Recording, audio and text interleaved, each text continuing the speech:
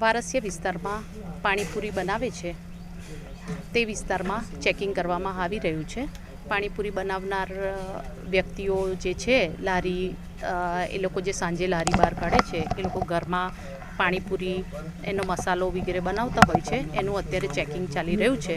એમાં હાઇજેનિક કન્ડિશનમાં ના હોય કે કલર યુઝ કરતા હોય કાં તો લાઇસન્સ રજિસ્ટ્રેશન વગર ધંધો કરતા હોય એ બધી બાબતે ચેકિંગ હાથ ધરવામાં આવી રહ્યું છે. કેવી જગ્યા પર હમણાં શું પરિસ્થિતિ છે?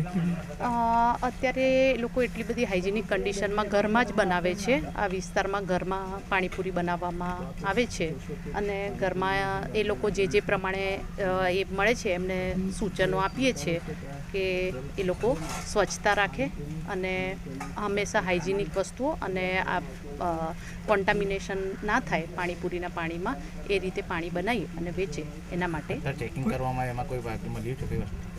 હાલમાં અત્યારે એટલું વરસાદના લીધે એ લોકો એવું કહી રહ્યા છે કે અમે લોકોએ આજના દિવસે એટલું સાંજે કદાચ લારી ના કાઢીએ એના માટે હાલમાં અત્યારે એટલું રો મટીરિયલ છે પરંતુ બાફેલા બટાકા ચણા એ બધું મળી આવેલ નથી.